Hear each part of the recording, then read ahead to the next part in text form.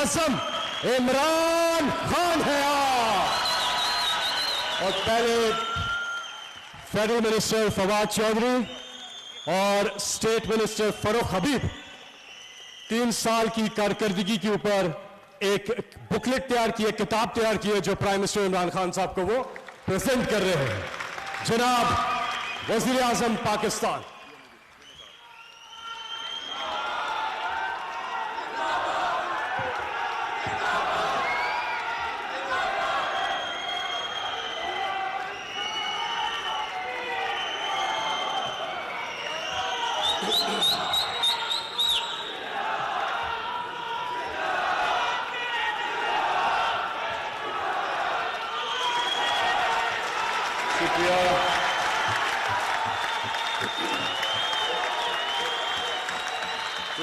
शुक्रिया।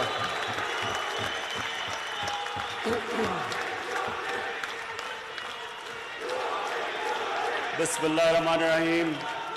बस इय्याका नअबुदु व इय्याका नस्तईन। सबसे पहले मैं सबका शुक्रिया अदा करना चाहता हूं जिन्होंने आज ये हमारा जो 3 साल जो हम आज 3 साल की अपनी परफॉर्मेंस लोगों के सामने रख रहे हैं। मैं फौज चौधरी आपका, सैफुल्ला नियाजी आपका और फारूक हबीब सबका, यूथ विंग सबका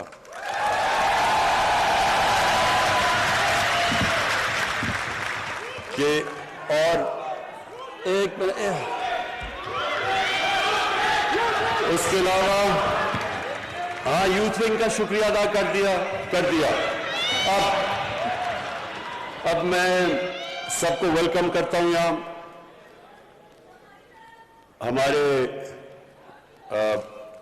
हमारे मिनिस्टर्स सूबाई और फेडरल मिनिस्टर्स और अभी जो इलेक्ट हुए हैं आज़ाद कश्मीर के प्रेसिडेंट, वो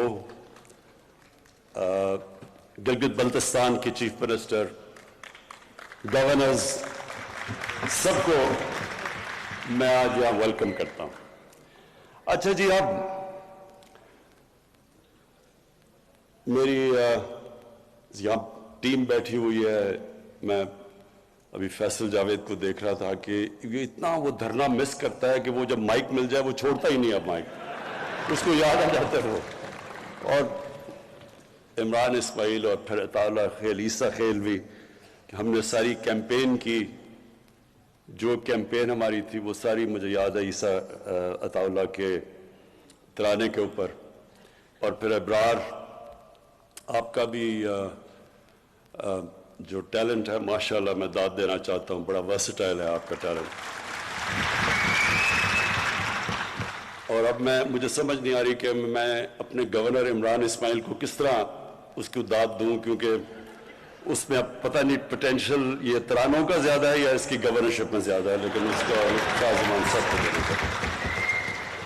अच्छा जी, मैं ये 3 साल जो हमारी परफॉर्मेंस है वो आपके सामने रखने से पहले मैं एक चीज़, क्योंकि मैं जो यूथ है ये हमारा फ्यूचर है, हमारी ज़्यादातर आबादी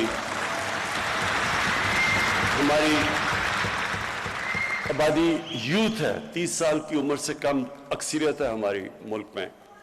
तो इसलिए यूथ में ख्वातीन भी शामिल होती हैं, वो अलग यूथ से। अच्छा एक मिनट, यूथ विंग आपने चुप करके शोर नहीं मचाना, आराम से सुनिए मेरी बात। अब सुने, नारे नहीं, अभी नारे नहीं। अच्छा जी सुने, मैं सबसे पहले अपनी सिर्फ यहां भी लेकिन सारे पाकिस्तान की यूथ के लिए जो पैगाम मैं आज देना चाहता हूं वो ये कि देखें, जब हम 5 वक्त की नमाज में, वो कई 5 वक्त पढ़ते हैं कई नहीं पढ़ते, लेकिन नमाज में हम एक चीज मांगते हैं और वो है कि अल्लाह हमें उनके रास्ते पे लगा जिनको तूने नेमतें बख्शी। उस रास्ते पे नहीं जो अपनी तबाही के रास्ते पे निकल गए। मैं सिर्फ चाहता हूं कि इसके ऊपर गौर करें, क्योंकि जो जिंदगी का फलसफा है वो इस छोटे से आयत के अंदर है। अगर आप इसको समझ जाएं तो आपको समझ आ जाएगी कि इंसान अरूज पे कैसे जाता है और इंसान अपने आप को तबाह कैसे करता है। ये सिर्फ इसी में है, और इसीलिए अल्लाह ने हर रोज 5 वक्त आपको सिर्फ ये कहा है मांगने के लिए कि अल्लाह मुझे उस रास्ते पर लगा, उस रास्ते पे नहीं जो तबाही का रास्ता है, जो अरूज का रास्ता है। और वो जो अरूज का रास्ता है वो किसका रास्ता है? वो सबसे अल्लाह के महबूब, सबसे अजीम इंसान, जो कभी ना इस तरह का अजीम इंसान आया है और ना आएगा, हमारे नबी सल्लल्लाहु अलैहि वसल्लम। अब ये समझने की बात है, जब अल्लाह हमें हुक्म देता है कि उनकी जिंदगी से सीखो, तो अल्लाह बेनियाज है। ये सिर्फ वो हमारी बेहतरी के लिए अल्लाह कहता है। अगर हमने एक अजीम इंसान बनना है तो अल्लाह ने रास्ता बता दिया, और इसीलिए ये जरूरी है कि हमारी यूथ को, हमारे बच्चों को, खास तौर पर आजकल के जमाने में बहुत जरूरी है इस चीज का समझना कि हम जब उनके रास्ते पे चलते हैं तो हम अपनी अजमत के रास्ते पे जाते हैं। और जब अभी ये सारी जो स्ट्रगल की वीडियोस दिखाई गई कि हमारी, और वाकई बड़ी लंबी स्ट्रगल है, 25 साल और 22 साल पहले इक़्तिदार के बाहर, तो ये मेरी इंस्पिरेशन क्या थी स्ट्रगल की? ऐसे ऐसे वक्त थे जबकि 5-6 लोग रह गए थे जो एक्टिव पार्टी में रह गए थे। एक वक्त ऐसा था कि पार्टी सुकड़ के 5-6 लोगों की रह गई थी, बाकी घरों में बैठ गए थे। और ऊंच नीच आती है, हर तंजीम में, इंसान की जिंदगी में ऊंच नीच आती है।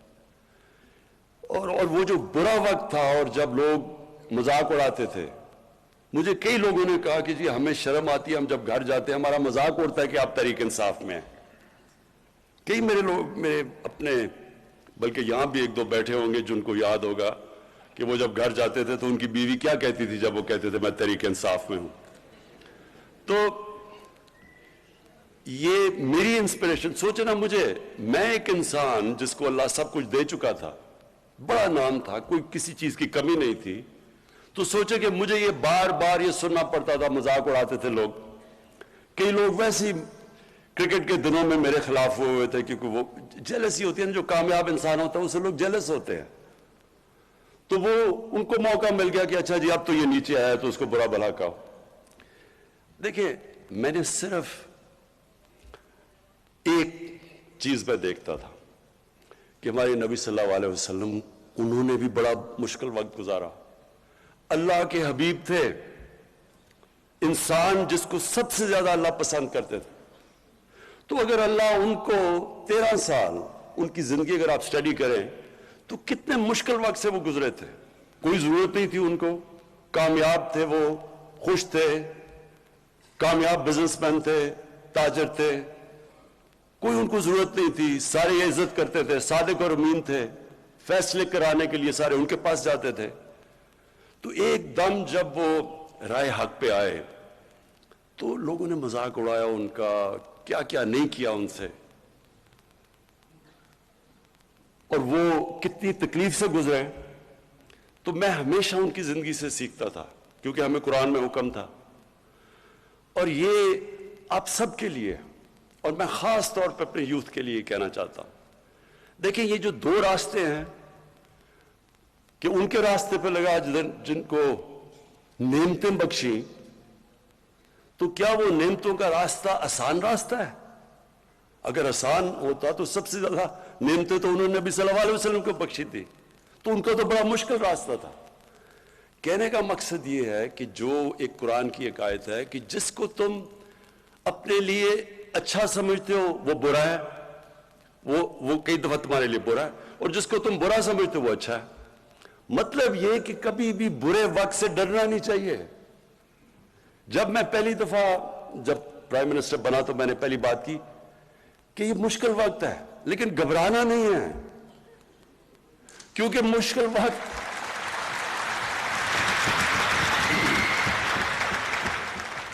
کیونکہ میں نے تو اپنی ساری زندگی مشکل وقت دیکھے ہیں۔ جب آپ سپورٹس کھیل رہے ہیں اور اوپر کوشش کر رہے ہیں کہ سارے ملک میں ٹاپ 11 کھلاڑیوں میں آؤ، پھر دنیا کا مقابلہ کرو، تو وہاں تو اونچ نیچ ہوتی ہے، ہار جیت ہوتی ہے۔ کئی دفعہ لوگ تالیاں بجا رہے ہیں، وہی آپ گراؤنڈ میں جا رہے ہیں تو سارا اسٹیڈیم تالیاں بجا رہا ہے، اور وہ آپ 0 پہ آؤٹ ہو کے واپس آ رہے ہیں تو وہی 2 منٹ میں سوئچ کر کے آپ کو گالیاں نکال رہے ہیں، مذاق اڑا رہے ہیں آپ کا۔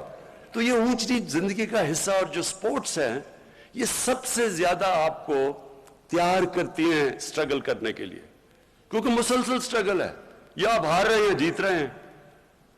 تو اس لیے جب پاکستان کے نوجوانوں یہ کبھی یہ نہ سمجھنا کہ زندگی آسانی سے ہو جائے گی۔ اگر آسان زندگی ہے تو اس کا مطلب کہ آپ زندگی میں آپ کی کوئی حیثیت نہیں ہے۔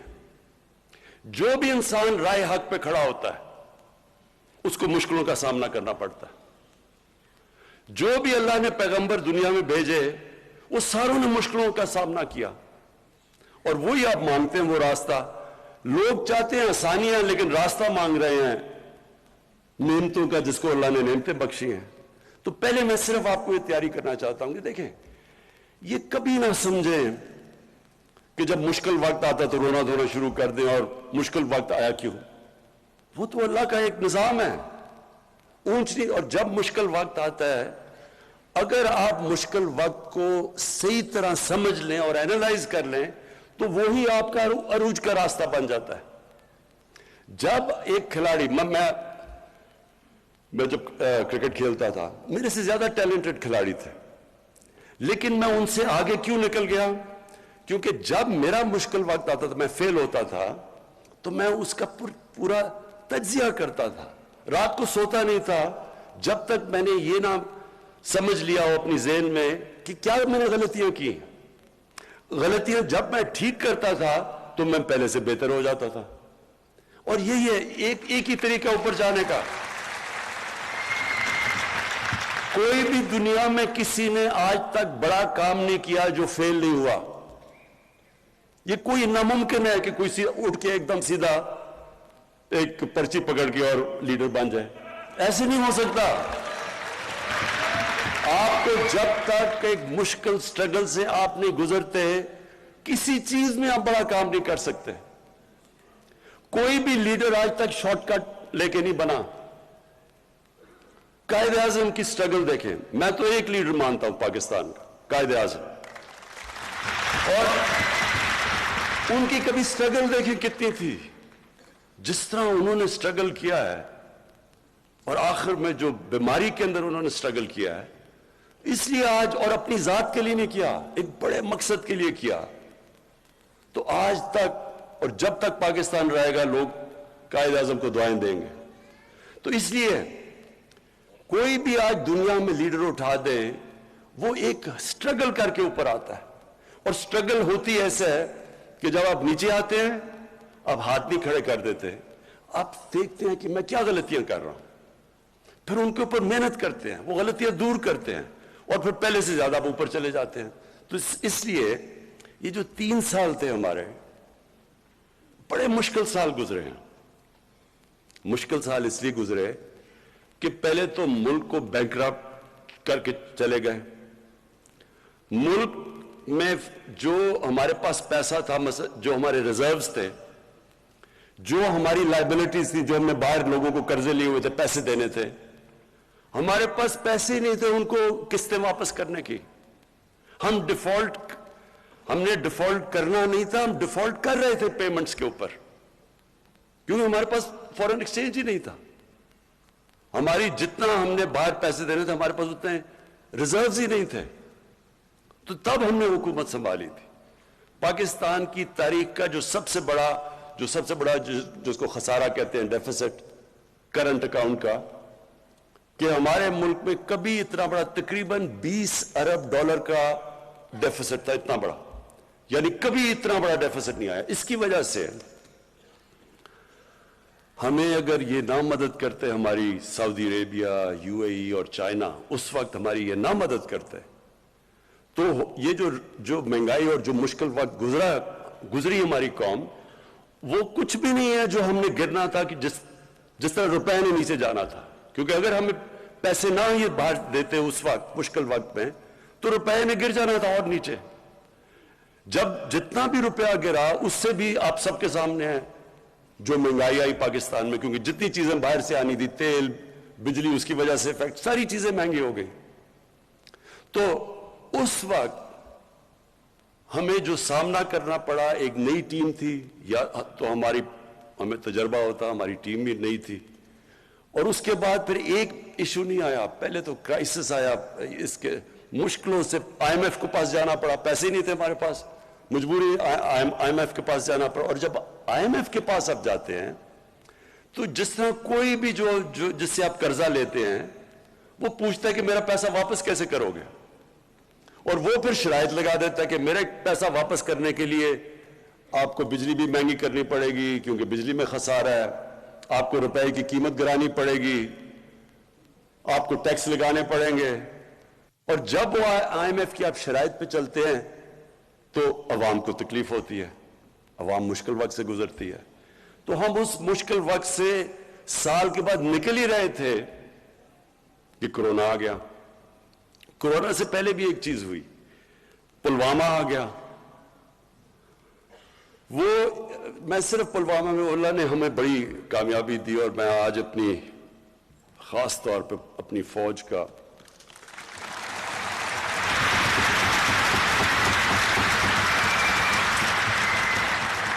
خاص طور پہ ان کا اس لیے شکریہ ان کا ادا کرتا ہوں، اللہ کا شکر کرتا ہوں کہ ہمارے پاس ایسی فوج اور ایئر فورس ہے. کیونکہ جب وہ فیصلہ کرنا تھا، اور بڑا جب انہوں نے ہماری پاکستان میں آ کے رات کو وہ بمباری کی ان کے جہاز نے، تو اس وقت مجھے احساس ہوا کہ اگر ہمارے پاس اس طرح کی فوج نہ ہو جو ہمیں کانفیڈنس ہو کہ یہ ہمیں سیکیورٹی دے گی، تو کتنا ایک طاقتور، ایک بڑا ملک، 7 گنا زیادہ بڑا ملک، اس کے سامنے کیا کرے گی، ہماری عوام کیا کرے گی. تو ادھر احساس ہوتا ہے اپنی فوج کا. اور پھر مجھے یہ ان 3 سالوں میں جو سب سے زیادہ تکلیف ہوئی کہ جس طرح یہ جو مافیا ہے، انہوں نے ہماری فوج کے خلاف جو تقریریں کی، جو سٹیٹمنٹس تھیں. دیکھیں، میں نے بھی فوج کی تنقید کی ہوئی ہے ماضی کے اندر، میں نے بھی کی ہے. کوئی بھی ادارہ ہے، عدلیہ ہے، وہ بھی غلطیاں کرتی ہے، فوج بھی غلطیاں کرتی ہے، ہم پولیٹیشنز غلطیاں کرتے ہیں. لیکن یہ تو نہیں مقصد کہ آپ اپنی فوج کو برا بھلا کہنا شروع ہو جائے، فوج کے پیچھے پڑ جائیں. اور فوج کے پیچھے اس لیے پڑے ہیں کہ آپ چاہ رہے ہیں کہ کسی طرح فوج گورنمنٹ کو گرا دے، یا اپنے آپ کو ڈیموکریٹس کہتے ہیں اور ان کے پیچھے پڑے ہوئے ہیں کہ ڈیموکریٹک گورنمنٹ کو گرا دیں. تو اس لیے جو انہوں نے تنقید کی، اور باہر جو پوری ہمیں پتہ ہے کہ ہندوستان کی لابی پوری طرح کوشش میں ہے کہ پاکستانی فوج کو برا بھلا کہے، اس کے پیچھے پڑے. ابھی جو افغانستان میں ہو رہا ہے، پورا زور لگایا ہوا ہے کہ جی یہ طالبان صرف جیتے ہیں پاکستان کی فوج کی وجہ سے، اور پوری کیمپین چلی ہوئی ہے ہماری فوج کو ڈسکریڈٹ، اور اب سے نہیں، دیر سے چل رہی ہے. اور یہاں بیٹھے ہوئے لوگ پورا انہوں نے محاذ بنایا ہوا ہے فوج کے خلاف. اور میں یہ آپ کو کہتا ہوں کہ مجھے میں نے ویلیو کیا اپنی فوج کو جب وہ پلوامہ ہوا، کہ ہمیں ایک کانفیڈنس تھا. اس لیے ہم دلیری سے ان کو کہہ سکتے تھے، نریندر مودی کو، کہ اگر تم نے کچھ کیا تو ہم تمہیں واپس جواب دیں گے. اگر ہماری فوج اگر نہ ہوتا یہ، تو خود سوچ لے کہ میں نے پتہ نہیں کیا مشکل وقت گزرنا تھا. اچھا اس کے بعد کرونا ہو گیا. اب کرونا کے اندر آپ لوگوں کو پوری طرح اندازہ نہیں ہے کہ وہ کتنا ہمارے لیے مشکل وقت تھا.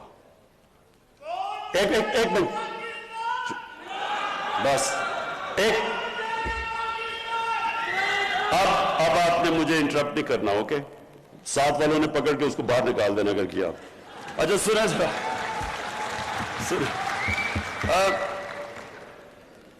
دیکھیں مشکل کیا تھا. ہم دیکھ رہے تھے باہر وہاں جناب اسپین کے اندر, اٹلی کے اندر, انگلینڈ کے اندر وہ ان کے ہاسپٹل بھرے ہوئے ہیں, لوگ سڑکوں پہ ہیں. ان کے یعنی جو ملک جن کے پاس ہمارے سے 30 40 گنا بڑا جی ڈی پی تھا, دولت تھی, وہاں ہم حالات دیکھ رہے تھے اور وہ ساروں نے لاک ڈاؤن کیا ہوا تھا. پھر ادھر سے دیکھا جی نریندر مودی نے بھی لاک ڈاؤن کر دیا, تو ساروں نے ہمیں پریشر ڈالا کہ آپ بھی لاک ڈاؤن کریں, اور وہ بہت مشکل وقت تھا. ہاں لاک ڈاؤن تو کرنا چاہیے کہ اگر آپ کی یہ بیماری پھیل رہی ہے, ہمیں پتہ ہے کہ لاک ڈاؤن سے وہ رک جاتی ہے, وہ کم ہو جاتی ہے, پھیلتی کم ہے. لیکن ساتھ کہ ہمارے وہ لوگ جو دیہڑی دار تھے, جو غریب لوگ تھے, جو دن کو پیسہ بنا کے بچوں کو کھلاتے تھے, تو ان کو کیا بننا تھا. اور بڑی ہماری اپوزیشن کے ممبرز نے تنقید کی, اور لوگ میری اپنی پارٹی میں بھی کئی لوگ گھبرا گئے کہ ایک دم یہ ہو رہا ہے, اور اگر اور پھیل گیا ہمارے ہاسپٹل سے پریشر پڑ گیا. لیکن میرا یہ ایمان ہے, ہم نے فیصلہ کیا اور بڑا مشکل فیصلہ کیا کہ ہم جو بھی ہو جائے ہم یہ پوری طرح لاک ڈاؤن نہیں کریں گے, کیونکہ ہمارے غریب بھوکے مر جائیں گے. اور اس کی وجہ سے میرا یہ ایمان ہے کہ اللہ نے اس کی برکت آئی ہمارے اوپر, اس نے بچا لیا ہم نے اپنے. اور پھر یہ سنیں, ورلڈ اکنامک فورم نے پاکستان کی مثال دی کہ وہ ملک ہے جس نے اپنی بہترین طور پہ اپنی اکانومی بچائی. ورلڈ ہیلتھ آرگنائزیشن نے پاکستان کی مثال دی کہ کورونا سے انہوں نے سب سے بہتر طریقے سے اس کو انہوں نے ہینڈل کیا. اور پھر اکانومسٹ نے کہا کہ پاکستان وہ دنیا میں 3 ملکوں میں سے ہے جس نے اپنی اکانومی بھی اور کورونا کو بھی ہینڈل کیا. ادھر میں پھر اپنی ٹیم کو, کیونکہ اگر ہم غلط فیصلہ کر لیتے, میں آج آپ کو بتاؤں, یہاں لوگوں نے بھوکے مرنا تھا جو آج ہندوستان میں ہو رہا ہے. اگر ہندوستان کے اندر جس طرح کی غربت آئی ہے, جس طرح کو انہوں نے لاک ڈاؤن لگایا, اور جس طرح مجھے پارلیمنٹ میں اپوزیشن والے کہہ رہے تھے, مثالیں دے رہے تھے ہندوستان کی, تو آج ہمارے ملک کے اندر جس طرح کی غربت تھی آپ اندازہ نہیں لگا سکتے. کیونکہ ساری دنیا کے اندر کورونا کے اندر غریب پس گیا. لاک ڈاؤن سب سے زیادہ تباہی مچاتا ہے غریب کو. تو اس میں اپنی جو ٹیم تھی میری این سی او سی کی, اسد عمر اور ڈاکٹر فیصل, میں خاص طور پہ آپ کو خراج تحسینات پیش کرنا چاہتا ہوں کہ بڑے ہمارے اچھے فیصلے ہوئے اور اللہ نے ہمیں وہاں سے نکالا. اچھا اب میں ذرا آپ کو صرف 3 سال کی ہم نے اپنی پرفارمنس بتانی تھی, تو میں ذرا صرف آپ کے سامنے رکھنا چاہتا ہوں کہ ہم جب آئے تھے تو تقریباً $20 ارب کا خسارہ تھا. آج وہ خسارہ 3 سال کے بعد $20 ارب سے $1.8 ارب پہ رہ گیا. ہمارے فورن کرنسی ریزروز جب ہم آئے تھے تو پورے ملا کے $16.4 ارب تھا, اور آج ماشاءاللہ ہمارے $27 ارب پہ ریزرو چلے گئے ہیں. ہمارے جو ٹیکس کلیکشن تھی, یعنی کہ دیکھیں جب ایک گھر میں مثلا ایک گھر جب مقروض ہو جاتا ہے تو وہ کیا کرتا ہے, اس کو اپنے خرچے کم کرنے پڑتے ہیں اور اپنی آمدنی بڑھانی پڑتی ہے. اور کوئی طریقہ, جب سے اللہ نے دنیا ایجاد کی ہے, اس کے علاوہ کوئی طریقہ نہیں ہے اس میں سے نکلنے کا. تو جب آپ خرچے کم کرتے ہیں تو لوگوں کو تکلیف ہوتی ہے. ایک گھر دیکھ لینا, گھر میں آپ خرچے کم کریں گے تو لوگ اپنا کھانا پینا کم کریں گے, مرغی سے دال روٹی پہ آ جائیں گے, اور بچوں کو اچھے سے اسکول سے نکال کے دوسرے سکول میں ڈال دیں گے، کیونکہ آپ کو مشکل وقت سے تو گزرنا پڑتا ہے. ہر گھر کو جب یہ ایک گھر مقروض ہو جاتا ہے اس کو یہ کرنا پڑتا ہے، تو تب گھر والوں کو تکلیف ہوتی ہے. تو وہ بڑی تکلیف سے ہمارے لوگ گزرے، اور میں یہ بھی اللہ کا شکر کرتا ہوں کہ بڑی ماشاءاللہ ہماری ایک دلیر قوم ہے، ہم اس سے بڑے صبر سے نکلے. تو پھر ہماری جو کلیکشن تھی، ٹیکس کلیکشن، ہماری ٹیکس کلیکشن جب ہم آئے تھے تو 3,800 ارب تھی. 3,800 ارب روپیہ ہماری ٹوٹل ٹیکس کلیکشن تھی. آج وہ پہنچ گئی ہے 4,700 ارب پہ ہماری ٹیکس کلیکشن. اور یہ جو سارے میں آپ کو فگرز دے رہا ہوں یہ اسحاق ڈار کے نہیں ہیں، یہ اصل ہیں.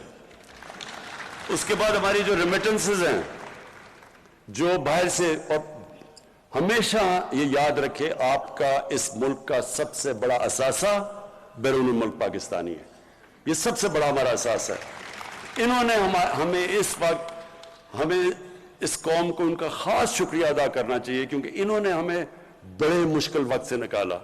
ہماری ریمیٹنسز تھی جب ہم آئے، جو اوورسیز پاکستانی جو پیسہ بھیجتے تھے وہ تھی 19.9 ارب ڈالر، اور آج ہماری ریمیٹنسز پہنچ گئی ہیں 29.4 ارب ڈالر.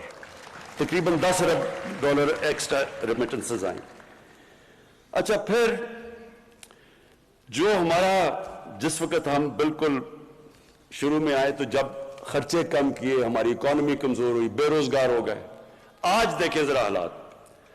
آج ہمارے جو اکانومی، جو انڈسٹری جو اٹھاتی ہے اکانومی، اس میں جو اضافہ ہوا ہے وہ 18% ہوا ہے. یہ 10 سال کے بعد ہماری اتنی تیزی سے انڈسٹری اوپر جا رہی ہے، جس سے لوگوں کو روزگار بھی مل رہا ہے.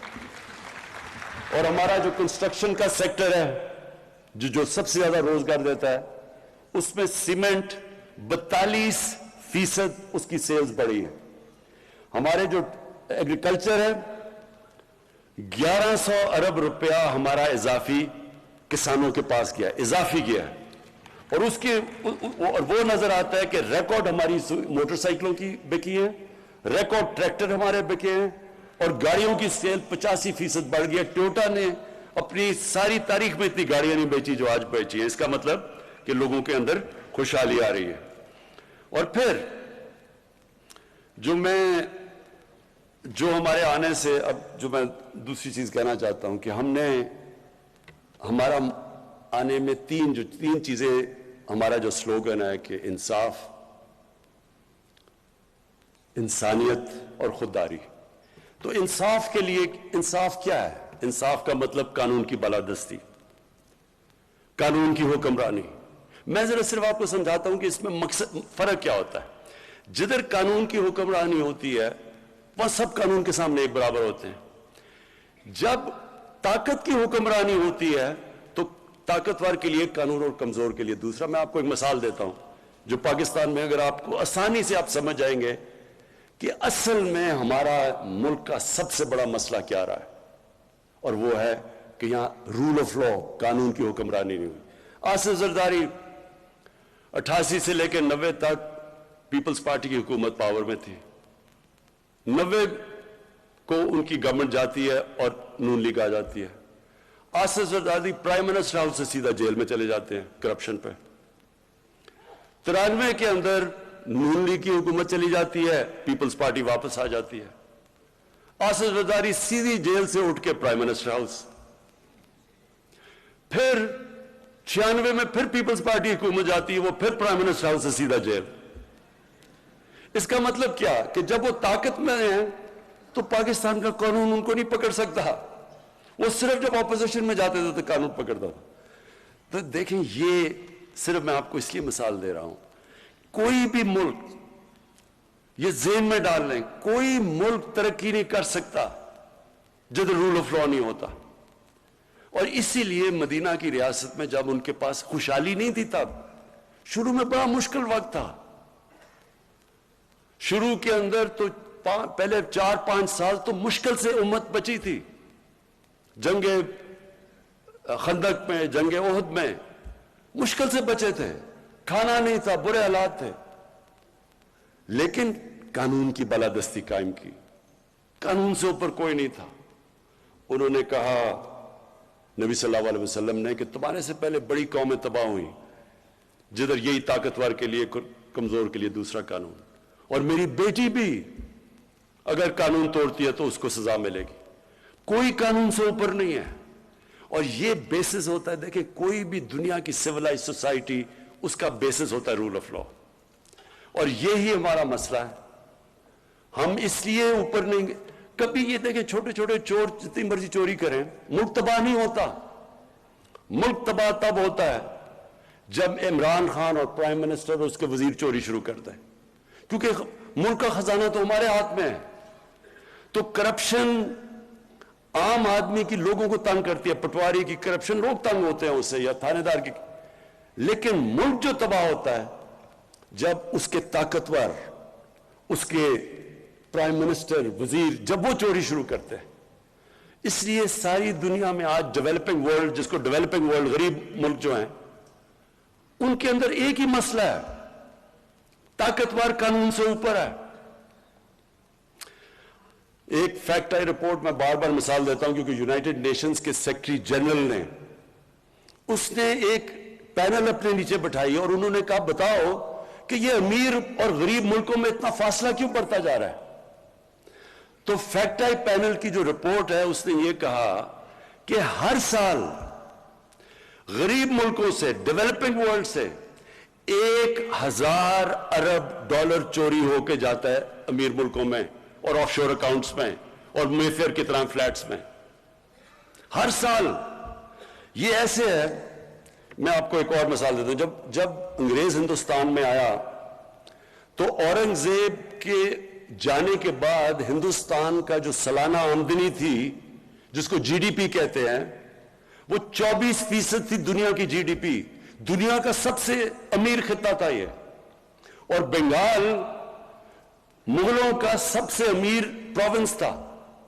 انگریز نے شروع کیا بنگال سے، اور اس نے جب 200 سال حکومت کر کے گیا تو بنگال سب سے غریب صوبہ ہو گیا انگریزوں کا، اور ہندوستان کا جو جی ڈی پی تھا وہ رہ گیا 3%، اور برطانیہ کا جی ڈی پی چلا گیا 24%۔ کیا ہوا؟ یہاں سے ساری دولت چوری ہو کے ان کے پاس چلی گئی، یہ غریب ہو گیا، وہ امیر ہو گیا۔ یہی آج ہو رہا ہے دنیا میں۔ ڈیولپنگ ورلڈ کیوں فاصلے بڑھتے جا رہے ہیں؟ امیر غریب کے فاصلے بڑھتے جا رہے ہیں، امیر اور غریب ملکوں کو، کیونکہ وہاں سے، کیونکہ ان کے پاس قانون کی حکمرانی نہیں ہے، وہاں کا پیسہ چوری ہو کے ان کے ملکوں سے باہر جا رہا ہے۔ وہ فاصلے، وہ ملک غریب ہو رہے ہیں، وہ جو پیسہ خرچ ہونا ہے تعلیم پہ، صحت پہ، انفراسٹرکچر پہ، وہ چوری ہو کے باہر چلا جاتا ہے۔ اور جب وہ ڈالر لے کے باہر بھیجتے ہیں تو آپ کی کرنسی کمزور ہو جاتی ہے، کیونکہ یہاں سے اندازہ، ایک رپورٹ تھی 10 سال پہلے کہ 10 ارب ڈالر ہر سال یہاں سے چوری ہو کے، منی لانڈرنگ ہو کے باہر جاتا ہے۔ تو وہ اگر 10 ارب ڈالر نہ آپ روک لیں تو ہمیں آئی ایم ایف سے قرضہ ہی نہ لینا پڑے۔ تو یہ جو ہمارا مسئلہ نہیں، یہ ساری ڈیولپنگ ورلڈ کا مسئلہ ہے۔ اس لیے یہ جو رول آف لا ہے، طاقتور کو قانون کے نیچے لانا، یہ ایک جہاد ہے۔ اللہ قرآن میں کہتا ہے کہ میری زمین میں انصاف قائم کرو، یہ ہمارا فرض ہے۔ اور اس لیے یہ ہے اصل میں جنگ جو 3 سال میں ہم نے سب سے زیادہ لڑی ہے۔ جو ابرار نے بتایا کہ جو مایوسی پھیلا دیتے ہیں، یہ کون مایوسی پھیلا رہا ہے؟ یہ وہ مافیاز ہیں، وہ مافیاز ہیں جو چاہتے ہیں کہ گورنمنٹ فیل ہو، کیونکہ وہ پرانا زمانہ پھر آ جائے جدھر لوٹ مار شروع ہے۔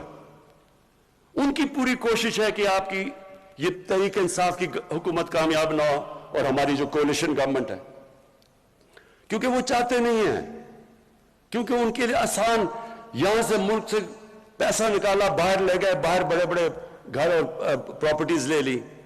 تو میں صرف اب آپ کو، ہم جب آئے ہیں ذرا میں آپ کو بتاؤں کہ فرق کیا پڑا ہے، کیا فرق پڑا کہ ہمارے آنے سے پہلے۔ اب میں ذرا 2 آپ کو فگرز دیتا ہوں۔ پنجاب کی پہلے بتاتا ہوں کہ پنجاب کی اینٹی کرپشن، انہوں نے نون لیگ کے 10 سالوں میں جو ٹوٹل پیسہ اینٹی کرپشن نے ریکور کیا تھا وہ 2.5 ارب روپیہ تھا.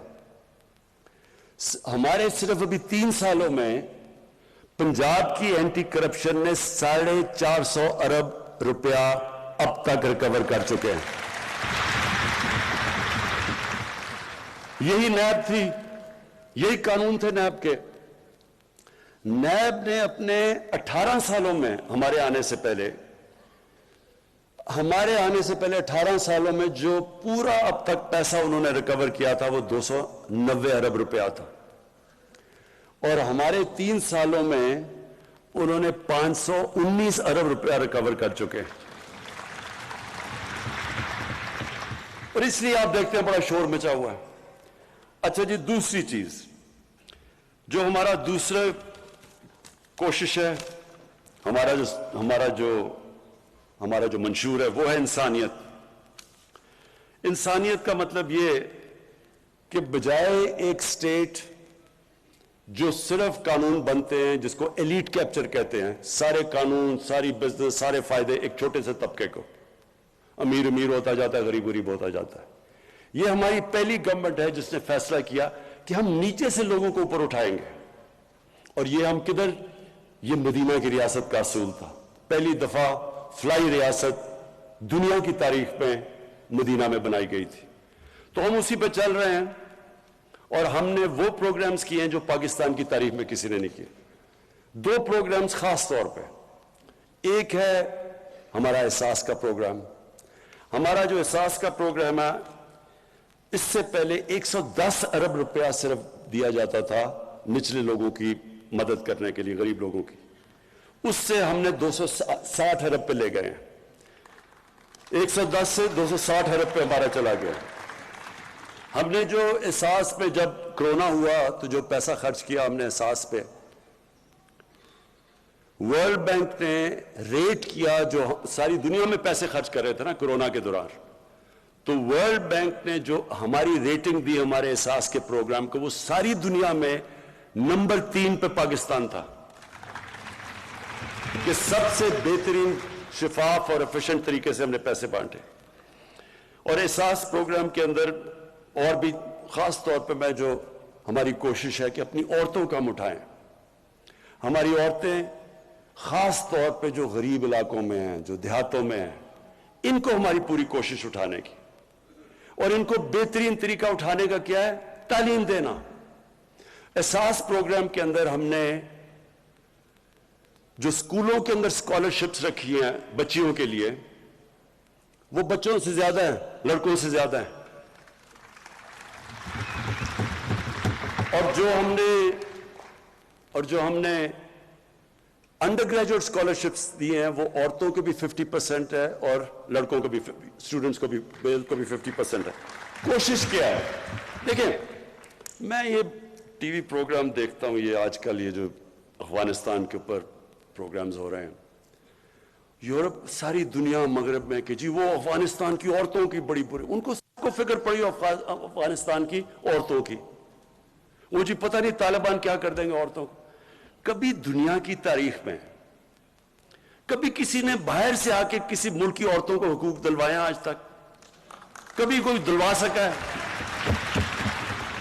مجھے ایک دنیا میں ایک تاریخ کا طالب علم ہوں, مجھے کوئی دنیا میں یہ بتا دے کہ جی باہر سے کسی نے ملک میں آ کے تو کسی اور ملک کی عورتوں کو حقوق دلوا دیے. عورتیں خود حقوق دلواتی ہیں. ہماری عورتوں میں طاقت ہے اپنے حقوق لینے کے لیے. ہم نے صرف ان کو تعلیم دینی ہے, ہم نے امپاور کرنا تعلیم دے کے. عورتیں خود اپنے حقوق, جو انگلینڈ میں یا حقوق یا جو ویسٹ میں دلوائے تھے, وہ کیا کسی نے فتح کر کے دلوائے تھے ان کو حقوق؟ ان کی اپنی موومنٹ تھی, عورتوں کی موومنٹ تھی, سفریجیٹس تھی, انہوں نے بڑی محنت کر کے اپنے حقوق لیے ہیں. تو ہماری عورتوں کے پاس, ہم نے صرف ان کو تعلیم دینی ہے, اور اس کے اوپر ہماری گورنمنٹ کا سب سے زیادہ زور ہے.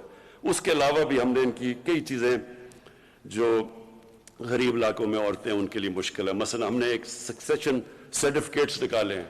اب بچائے عورتیں بڑا مشکل ہوتا تھا ان کو جا کے سکسیشن سرٹیفکیٹس کو جا کے ویریفائی کرنا, تو اب وہ صرف نادرا آفس میں جائیں اور وہ آرام سے ان کے لیے ہو جاتے ہیں. اور اس کا سب سے بڑا فائدہ یہ ہے کہ جو انہیریٹنس لاز ہیں، عورتوں کی جو جائیداد ملنی چاہیے، وہ بھی پہلی دفعہ ہم اب انشور کر رہے ہیں، کیونکہ عورتوں کو جائیداد میں حصہ نہیں ملتا، وہ بھی انشاءاللہ ہم پوری طرح اس میں زور لگا رہے ہیں۔ اچھا جی، اب جو سب سے بڑا ہمارا اس کے ساتھ ساتھ احساس کے ساتھ پروگرام چلنے والا ہے وہ کامیاب پاکستان ہے۔ اس کی ہم پوری ڈیٹیلز کام کر رہے ہیں، بہت بڑا پروگرام ہے۔ اس میں جو ہماری 40 لاکھ نچلے غریب خاندان ہیں ان کے لیے ہم 4 چیزیں کرنے لگے ہیں۔ سب سے پہلے ان کو قرضے، سود کے بغیر ان کو قرضے دیں گے۔ ہر غریب خاندان میں، یہ 40 لاکھ غریب خاندان ہیں سب سے نیچے، ہر غریب خاندان کو ان میں سے ایک فرد کو سود کے بغیر قرضہ، اس کے بعد ایک فرد کو ٹیکنیکل ایجوکیشن تاکہ وہ ہنر سیکھ سکے، ہیلتھ کارڈ، ہیلتھ انشورنس، یعنی کہ ایک غریب گھر میں، وہ تو ہم پنجاب میں پختونخوا میں تو وہ کر چکے ہیں، پنجاب میں انشاءاللہ سال کے اینڈ تک سب کو ہیلتھ کارڈ مل جائے گا، ہیلتھ انشورنس۔ اور اس کے علاوہ لیکن میں عرض کر دوں، یہ صوبے خود کر رہے ہیں، یہ ہم سینٹر سے نہیں کر رہے۔ انشاءاللہ جب یہ ساری صوبوں میں ہو جائے گا تو سندھ کو بھی پریشر پڑ جائے گا، سندھ کے اوپر بھی، کہ ان کو بھی دینے پڑیں گے ہیلتھ کارڈ۔ اور پھر جو ہمارا بہت بڑا پروگرام ہے، جو ہم نے افورڈیبل ہاؤسز، لوگوں کو گھر دینے ہیں، غریب طبقوں کو جو آج تک کبھی پیسے ان کے پاس نہیں ہوتے گھر بنانے کے لیے، تو ایک غریب خاندان کو ہم پورا سود ان کو ہم وہ قرضے دیں گے، یعنی جس طرح کہ اگر انہوں نے مہینے کا کرایہ دینا ہے، وہ کرایہ کی جگہ وہ قسط ہو جائے گی اور ان کا گھر اپنا ہو جائے گا۔ کسانوں کے لیے کسان کارڈ، یہ پہلی دفعہ ابھی پنجاب میں شروع ہے، یہ ہماری ساری انشاءاللہ جدھر بھی آزاد کشمیر میں بھی، گلگت بلتستان اور پختونخوا میں بھی، اس کا مقصد یہ ہوگا کسان کارڈ کا کہ بجائے کسان کے اوپر واؤچرز ہوتے تھے اور بڑے مشکل ہوتے تھے، ان کو پیسہ بھی نہیں نیچے پہنچتا تھا، اب ان کو کارڈ ملے گا، اس کارڈ کے اوپر جو بھی سبسڈی ہے، کھاد کے اوپر ہے، ٹیوب ویل کے اوپر ہے، کیڑے مارنے والی دوائیوں پہ ہے، اور اگر کوئی فصل ان کی خراب ہو جائے تو ڈائریکٹ کارڈ کے اوپر اب ہم سبسڈی دیں گے۔ یہ انشاءاللہ سال کے اینڈ تک پورا کسان کارڈ ساری جگہ چلا جائے گا۔ اور کسانوں کے لیے اس کے علاوہ 10 ڈیمز بن رہی ہیں پاکستان میں، انشاءاللہ اگلے 10 سال تک ہماری 10 ڈیمز پوری ہو جائیں گی۔ 2025 میں مومن ڈیم سب سے پہلے بن جائے گی، اس کے بعد پھر داسو، اور اس کا یہ ہوگا پہلی دفعہ پاکستان میں 50 سال میں کوشش کی ہے کہ پاکستان کے ریزروائرز بڑھے تاکہ کسانوں کو پانی زیادہ ملے، کیونکہ آگے پانی کا بڑا مسئلہ آ رہا ہے۔ اور پھر تعلیم میں سب سے پہلے تو ایک کریکولم، ایک نصاب، یہ بڑا مشکل کام تھا۔ میں اپنی ٹیم کو دونوں جو ہمارے پروونشل اور فیڈرل ایجوکیشن منسٹرز ہیں ان کو خاص طور پہ میں داد دیتا ہوں۔ بڑا مشکل کام ہے ایک نصاب، کیونکہ انگریزوں کا بنایا ہوا سسٹم تھا، ایلیٹ کے لیے انگلش میڈیم، لوگوں کے لیے اردو میڈیم، 7 دینی مدرسے، 3 سسٹمز تھے۔ یہ بڑی مشکلوں سے ہم ایک نصاب لے کے آئے ہیں، اور اس کا مقصد کیا ہے؟ اس کا مقصد یہ ہے کہ عام لوگوں کو جن کو موقع ہی نہیں ملتا اوپر آنے کو کیونکہ ان کو انگریزی نہیں آتی، تو ان کو انگریزی بھی سکھائی جائے، اور دوسری طرف جو انگلش میڈیم ہے وہ بالکل ایک علیحدہ ہی قوم نہ بن جائے، وہ ان کے اندر بھی پاکستانیت ڈالیں۔ اور ساتھ ساتھ جو سب سے بڑی چیز انشاءاللہ اگلے 5 مہینے میں ہو جائے گا، 8، 9 اور 10 میں کلاسز میں ہم ایک سیرت نبی کا پورا ایک کورس شروع کر رہے ہیں۔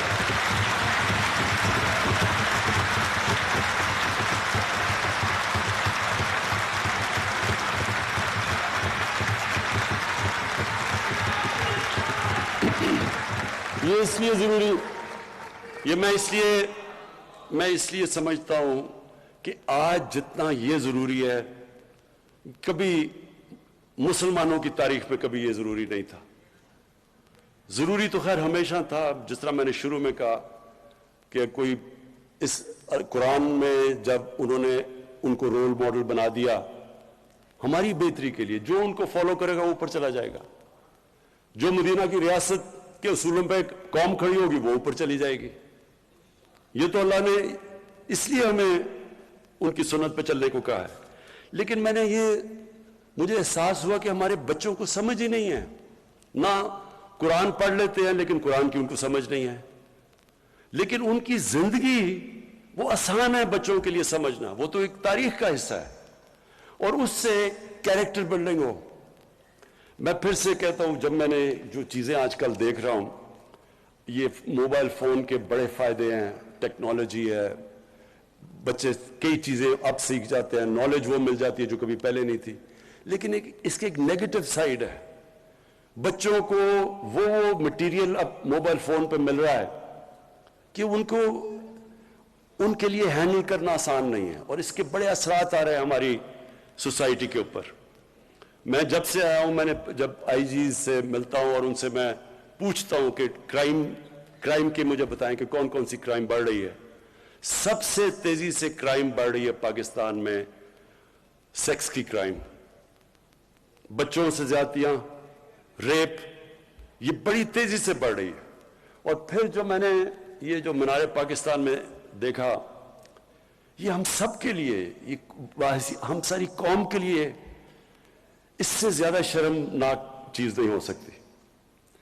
تو اس لیے اور بھی ضروری ہے آج کہ ہم اپنے بچوں کی تربیت کریں، ان کی کیریکٹر بلڈنگ کریں، ان کو ٹیکنالوجی بھی سکھائیں، لیکن ان کے کیریکٹر ان کو بتائیں تو صحیح کہ انسان ہوتا کیا ہے. انسان صرف روبوٹ نہیں ہے جو صرف ٹیکنالوجی پہ چلتا ہے. انسان میں انسانیت تب آتی ہے جب اس کو پتا تو چلے کہ میں اچھے برے کی تمیز کیا ہے، میں دنیا میں کس لیے آیا ہوں، میرا حساب لیا جائے گا. انسان میں ایمان آتا ہے یہ نہیں آتا، یہ تو اللہ کا فیصلہ ہے. لیکن ہمارا کام ہے ان کو تربیت دینا، اپنے بچوں کو ان کو ایک قسم کے ان کو ہتھیار دینا تربیت سے، تاکہ وہ مقابلہ کر سکیں کہ یہ بالکل ایک نئی قسم کی ان کے لیے انفارمیشن آ رہی ہے. یہ بہت ضروری ہے، کیونکہ اگر اس وقت میں جو ابھی ابرار نے بالکل ٹھیک بات کی کہ جس طرح کی اس وقت انفارمیشن آ رہی ہے، یہ بالکل ہمارے دین سے بھی بچوں کو دور لے کے جا رہی ہے، ہمارے کلچر سے، ہماری پاکستانیت سے. تو اس لیے انشاءاللہ یہ جو ہماری کوشش ہے کہ سارے بچوں کو ہم 8، 9 اور 10 کے اندر جو بھی بچہ ہے جس مرضی اسکول میں، انگلش میڈیم، اردو میڈیم، سب کو سیرت نبی کے اوپر پورا صحیح سکھایا جائے گا. اور پھر یہ جو ہماری پوری کوشش ہے کہ جو ہمارے علاقے پیچھے رہ گئے ہیں، بلوچستان پیچھے رہ گیا، ہمارا قبائلی علاقہ جو پرانا قبائلی علاقہ تھا وہ پیچھے رہ گیا، وہاں بھی غربت ہے، پڑھائی وہاں بھی کم ہے. تو ان سارے علاقوں کے لیے ہم نے اسپیشل پیکیجز دیے.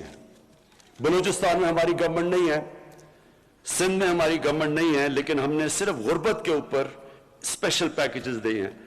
ہم نے 14 سندھ کی ڈسٹرکٹس، 9 بلوچستان کی ڈسٹرکٹس اور گلگت بلتستان، ان کے لیے ہم نے 1300 ارب روپیہ ہم نے ایلوکیٹ کیا ہے ان کو اٹھانے کے لیے.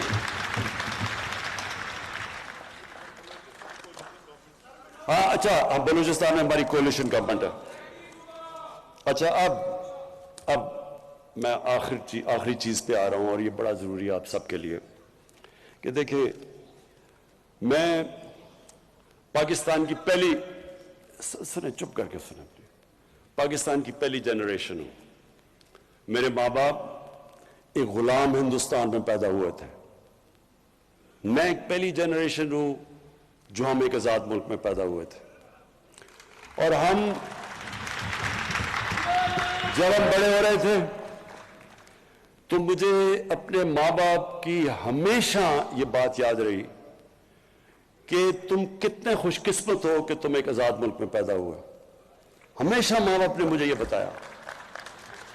اور مجھے بدقسمتی سے ہمارا جو راستہ ملک کا، ایک ہمارا بہت عظیم قائد اعظم ہمارے لیڈر تھے میں ہمیشہ کہتا ہوں کہ غلام ہندوستان میں ایک آزاد ذہن تھا قائد اعظم، لیکن جو ہمارا جو ملک کا جو راستہ تھا ایک خوددار قوم بننے کا، بدقسمتی سے ایسی ملک میں لیڈرشپ آئی جنہوں نے دوسروں کے سامنے ہاتھ بھی پھیلا دیے، کبھی یہی نہیں سوچا کہ ہماری اپنی طاقت کیا ہے، کبھی کوشش نہیں کی اپنے پیر پر کھڑے ہونے کی۔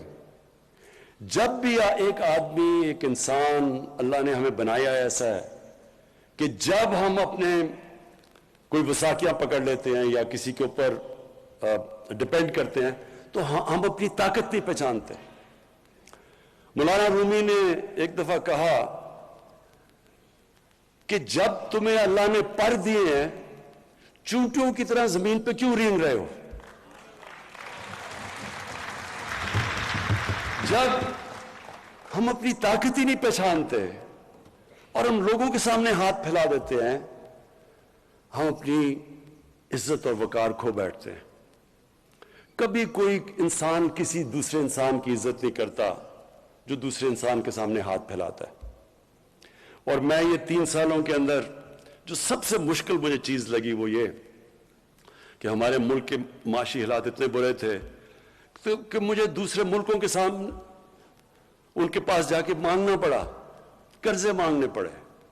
اور میں آپ کو یقین دلاتا ہوں یہ سب سے مشکل چیز ہے، کیونکہ جو مرضی آپ کر لیں، جی میرا دوست ہے، آپ دوست تو چھوڑیں، آپ اپنے ماں باپ سے بھی تیسری دفعہ پیسے مانگنے جائیں تو دیکھیں ماں باپ بھی تھوڑے بدل جاتے ہیں آپ کی طرف، آپ کے بھائی بہن بدل جاتے ہیں۔ یہ اللہ کے سامنے ہاتھ پھیلاؤ، اللہ خوش ہوتا ہے آپ سے۔ انسانوں کے سامنے ہاتھ پھیلاؤ، وہ آپ نیچے گر جاتے ہیں اس کے سامنے۔ اس لیے ہم نے یہ بڑا غلط راستہ یہ جو چنا، اس کی وجہ سے ہم نے کبھی کوشش ہی نہیں کی اپنا پوٹینشل کہ کتنا عظیم، کتنا بڑا تحفہ دیا اللہ نے۔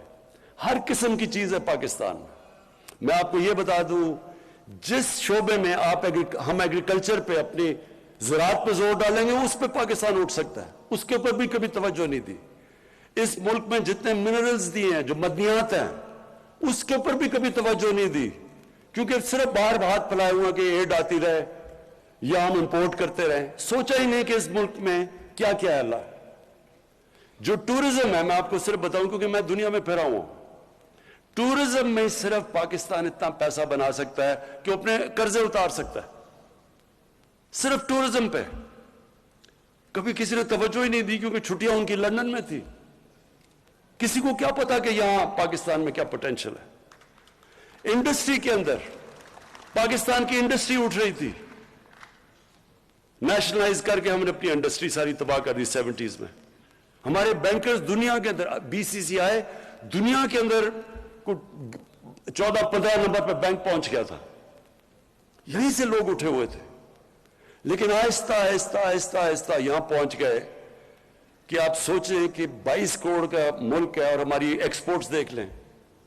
پچھلے 5 سال میں جو ان کے پچھلے والے نون لیگ کے 5 سال تھے، ایکسپورٹس بڑھی نہیں، جو 5 سال پہلے تھی ان کے وہ اینڈ تک اتنی ایکسپورٹس تھی۔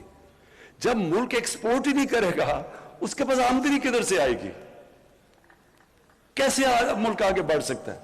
اور اس ملک میں کوشش ہی نہیں کی گئی انڈسٹریلائز کرنے کی، ڈی انڈسٹریل۔ ابھی جو آپ نے پیچھے دیکھا ہوگا کہ فیصل آباد میں لوگوں نے اپنی ٹیکسٹائل ملز کو چینج کر کے ہاؤسنگ سوسائٹی بنانی شروع کر دی، ہماری ٹیکسٹائل انڈسٹری جو مین تھی وہ نیچے چلی گئی۔ تو اس وقت جو ہمارا ملک جس راستے پہ ہے، انشاءاللہ پہلی دفعہ ایکسپورٹس ہماری بڑھ رہی ہیں، ہمارا ریمیٹنسز جو ہمارا اوورسیز پاکستانی، یہ یاد رکھیں سب سے بڑا اثاثہ بیٹھا ہوا ہے۔ ابھی تو ہم نے ان کو پوری طرح ملک میں ماحول ہی نہیں پیدا کیا کہ وہ یہاں کے انویسٹمنٹ کریں، لیکن وہ ماحول پیدا ہو رہا ہے۔ ایز آف ڈوئنگ بزنس میں 28 پلیس پاکستان اوپر چلا گیا ہے، یعنی آسانیاں پیدا کر رہے ہیں ہم باہر انویسٹرز کے لیے۔ تو انشاءاللہ، اور بزنس کانفیڈنس ابھی صرف جو اوورسیز پاکستانی چیمبر نے جو سروے کیا ہے، پاکستان میں تقریباً 100%، 108% ایک سال کے اندر بزنس کانفیڈنس اوپر گیا ہے، کہ یعنی کہ پاکستان کے حالات بزنس کے لیے بہتر ہو گئے۔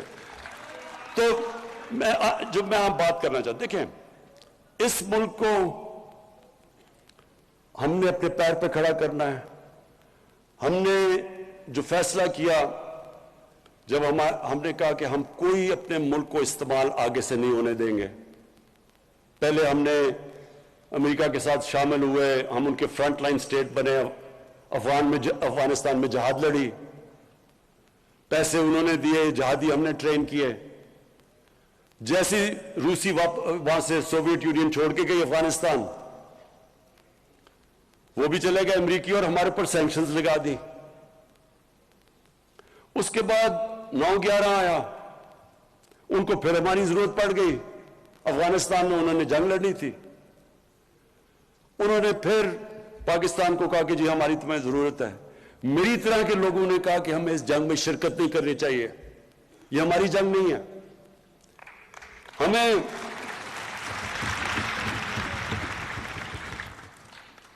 تو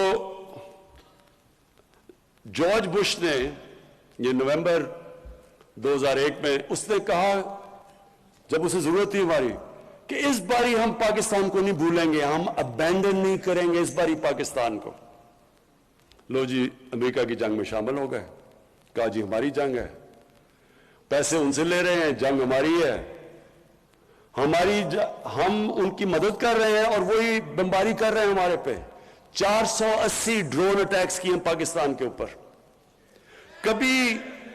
کبھی دنیا کی تاریخ میں یہ نہیں ہوا کہ ایک ملک کو اپنے ہی اعلائے بمباری کر رہا ہے، یہ کبھی دنیا میں نہیں ہوا. وہ لوگ جو بیچارے مرتے تھے ڈرون اٹیکس میں، وہ سارے بدلہ لیتے تھے پاکستان سے، ہماری فوج سے. ہمارے ادھر فوجی بھی شہید ہو رہے ہیں، ہمارے بم دھماکے ہو رہے ہیں. 70 سے 80 ہزار لوگوں کی ہم قربانی دے گی کسی اور کی جنگ لڑ کے، اور اس کے بعد وہی ہمیں کہنا شروع ہو گیا کہ نہیں جی آپ کی وجہ سے ہم افغانستان میں کامیاب نہیں ہوئے. تو اس سے ہمیں کیا سبق ملتا ہے؟ کبھی ہم نے اپنے آپ کو کسی سے استعمال ہونے نہیں دینا.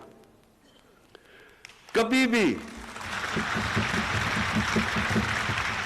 ہم نے اپنے لوگوں کو اس طرح نہیں ہم نے قربان ہونے دینا کسی اور کے لیے، کیونکہ انہوں نے تو کچھ نہیں اپریشیٹ کیا. لوگ ہمارے مرے، تباہی ہماری ہوئی، ڈالر ہمارا، اکانومی ہماری تباہ ہوئی. قبائلی علاقے کے جو لوگوں آدمی ہیں، ہمیں جی ایڈ مل جائے گی، چلو جی مدد کر دو کسی کی.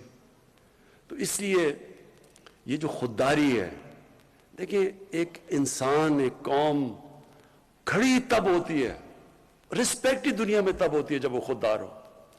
تو ہماری فورن پالیسی اب ایسی ہے کہ ہم نے کوئی کسی کے ساتھ، ہم نے امن میں شرکت کریں گے، کسی کی جنگ میں ہم نے شرکت نہیں کرنی.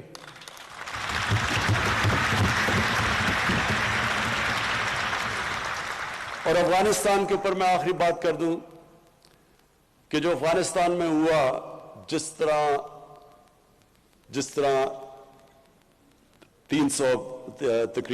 3 لاکھ افغان فوج لڑی نہیں. کئی لوگ کہتے ہیں جی دیکھیں بڑے بزدل ہیں وہ لڑے نہیں. یہ ذہن میں ڈالنے کہ افغان قوم دلیر قوم ہے، نہ ڈر قوم ہے، لڑنے والی قوم ہے. اگر وہ نہ ہوتی تو 10 لاکھ افغانیوں نے شہادت دی تھی روسیوں کے خلاف. کوئی قوم اس طرح نہیں لڑی جس طرح انہوں نے اپنی آزادی کے لیے لڑا. تو سوچنے والی بات یہ ہے کہ کیوں یہ قوم نہیں لڑی، کیوں ان کی فوج نہیں لڑی. تھوڑے طالبان تو 70,000 تھے، 3 لاکھ یہ کی فوج تھی، ایئر فورس ان کے ساتھ، جدید ہتھیار ان کے پاس، ٹینکس ان کے پاس، کیوں نہیں لڑی؟ اور اسی کے اندر پتہ ہے کہ کیوں طالبان جیتے. وہ کیوں نہیں لڑے؟ وہ اس لیے نہیں لڑے کہ کرپٹ گورنمنٹ کے لیے، جو ایک کرپٹ گورنمنٹ ہے اس کے لیے کوئی نہیں لڑتا.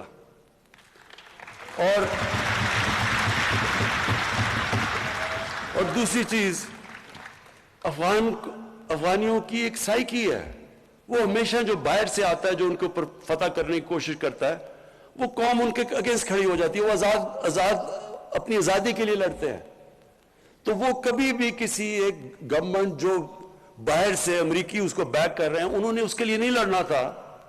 جس طرح सोवियत यूनियन, उन्होंने जब पूरी कोशिश की अफगानिस्तान पे कब्जा करने के लिए, वो फेल हो गए, इसलिए कि वो लोग आजादी चाहते हैं। और अब जो हालात हैं अफगानिस्तान में, हमारी पूरी कोशिश होनी चाहिए, और मैं दुनिया की कम्युनिटी को कहता हूं, पूरी कोशिश होनी चाहिए कि अफगानिस्तान की इस वक्त उनकी गवर्नमेंट की मदद करें। जो तालिबान है, उन्होंने क्या चीजें कही? उन्होंने कहा कि हम सबको शामिल करेंगे। ये बड़ी जबरदस्त चीज है, यही तो चाह रहे थे। दुआ के अंदर जो टॉक्स थी, उसमें क्या चाह रहे थे तालिबान से? कि इंक्लूसिव गवर्नमेंट हो, वो मान गए हैं। ह्यूमन राइट्स है, वो कहते हैं हाँ ह्यूमन राइट्स। एमनेस्टी, उन्होंने सबको माफ कर दिया है, और उन्होंने कहा कि हम अपनी जमीन इस्तेमाल नहीं होने देंगे दहशतगर्दी के लिए। यही दुनिया चाहती थी। तो जब उन्होंने ये कह दिया है, तो ये क्या मतलब कि नहीं जी वो आगे पता नहीं अपनी जुबान पर खड़े होंगे या नहीं होंगे? भाई जब नहीं होंगे तब देखें, अभी क्यों शुरू हो गए हैं? अभी तो आप करें उनकी मदद, ताकि वो अफगानिस्तान में अमन हो। सबसे ज्यादा दुनिया को क्या करना चाहिए? पूरी कोशिश करनी चाहिए कि अफगानिस्तान में अमन हो। 40 साल से वहां इंतशार है, उनके लोगों ने कितनी मुश्किलों का सामना किया है। अब वक्त आ गया कि दुनिया मदद करे अमन लाने के लिए वहां, और वो कोशिश करेगा। तालिबान कोशिश कर रहे हैं सबको शामिल करके, वो अमन की बात कर रहे हैं, तो उनकी मदद करें। मैं अपनी टीम को उसका शुक्रिया अदा करता हूं, अपने सारे एलाइज जिन्होंने हमारे साथ 3 साल गुजारे हैं, क्यू लीग का, हमारी बैप पार्टी का, अपनी एमक्यूएम का, मैं आपका सबका शुक्रिया अदा करता हूं। जीडीए का सबका, अपने सारे एलाइज का शुक्रिया अदा करता हूं, जिस तरह आपने हमारे साथ करा है। शुक्रिया।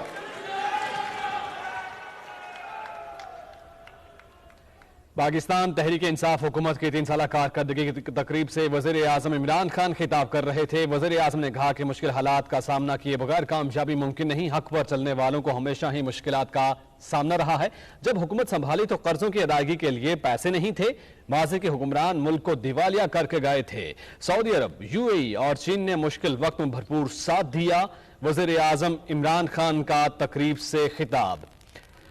मुल्क की करंट अकाउंट खसारा 20 अरब डॉलर से कम होकर 1.8 अरब डॉलर तक आ गया। हुकूमत संभाली तो टैक्स वसूलियां 3800 अरब थी, जो हुकूमती इक़दामात से 4700 अरब हो गई हैं। 3 साल में सनतों की शरह नमू में 18% और सीमेंट की पैदावार में 42% इजाफा हुआ। काश्तकार तबके की फलाह बहबूद के लिए 1100 अरब रुपए दिए गए। वज़ीर आज़म इमरान खान की जानिब से खिताब किया गया। पाकिस्तान तहरीक इंसाफ की हुकूमत की 3 साल कारकर्दगी और तकरीब से वज़ीर आज़म इमरान खान खिताब